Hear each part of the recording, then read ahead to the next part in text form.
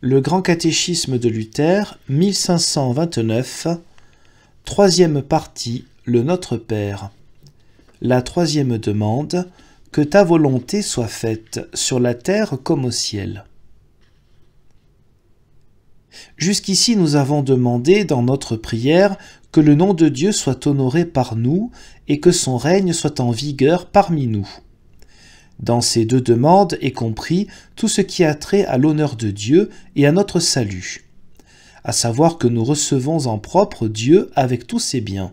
Mais ici, il importe au plus haut point que nous maintenions fermement toutes ces choses et que nous ne nous laissions pas séparer d'elles.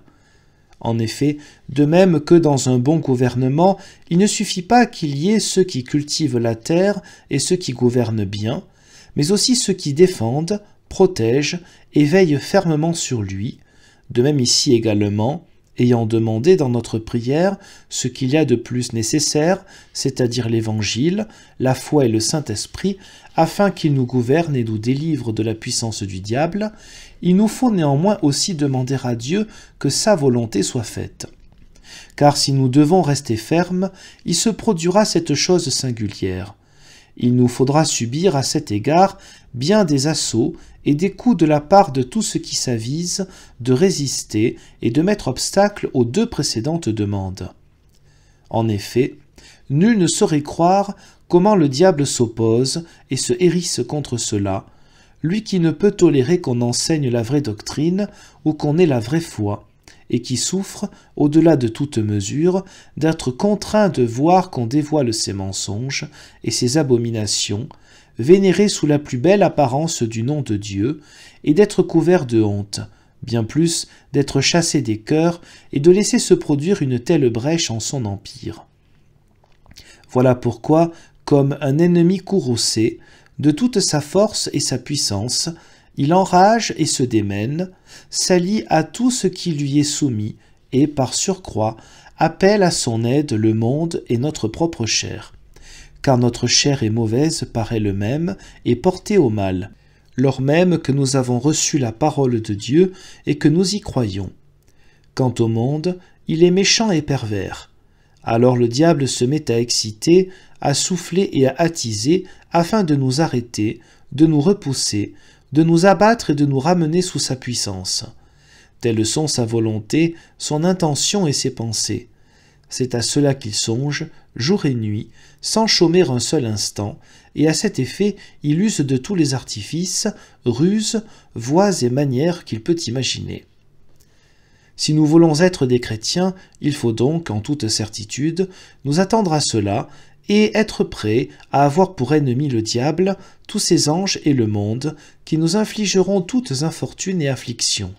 Car là où la parole de Dieu est prêchée, reçue ou crue, et où elle produit des fruits, là ne fait pas défaut non plus la chair, la sainte croix. Et surtout, que nul n'imagine qu'il connaîtra la paix, mais pense au contraire qu'il lui faudra faire le sacrifice de ce qu'il a sur la terre, biens, honneur, maison et son train, femme et enfants, corps et vie. Cela fait mal à notre chair et à notre vieil Adam, car il s'agit de tenir bon et d'endurer avec patience quand on nous attaque et d'abandonner sans résistance ce qu'on nous prend.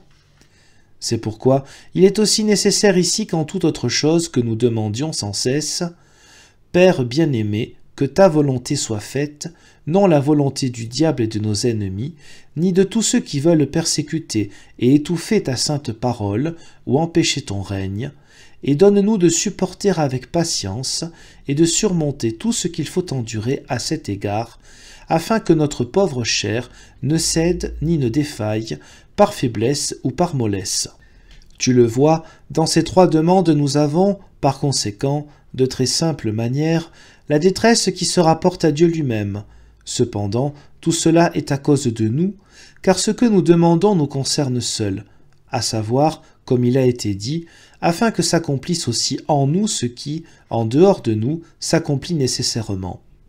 En effet, de même qu'indépendamment de nos demandes, son nom sera nécessairement sanctifié et que son règne viendra, de même aussi sa volonté sera nécessairement faite et prévaudra, même si le diable et toute sa suite mènent grand tapage, s'irritent et se déchaînent contre cela et tentent d'anéantir complètement l'Évangile. Mais c'est à cause de nous qu'il nous faut demander que sa volonté s'accomplisse sans entrave, parmi nous aussi, malgré leur déchaînement, qu'ils soient réduits à l'impuissance, et que nous restions fermes malgré toutes les violences et les persécutions, et que nous nous soumettions à cette volonté de Dieu. Cette prière doit être, à présent, notre protection et notre défense, afin de repousser et d'anéantir tout ce que le diable, les évêques, les tyrans et les hérétiques entreprennent contre notre Évangile. Qu'ils donnent libre cours à leur colère et qu'ils fassent tout leur possible, qu'ils délibèrent et décident par quels moyens ils nous étoufferont et nous extermineront, afin que leur volonté et leurs desseins se poursuivent et se réalisent. Contre eux, un chrétien ou deux, avec cette unique demande, sera notre mur, contre lequel ils se jetteront et se fracasseront. Nous avons cette consolation et cette assurance que la volonté et les entreprises du diable et de tous nos ennemis périront et seront anéantis, et qu'elles le seront nécessairement, quelque fiers, sûrs d'eux-mêmes et puissants qui se croient. Car si leur volonté n'était pas brisée et entravée, le règne de Dieu ne pourrait subsister sur la terre, et son nom ne pourrait être sanctifié.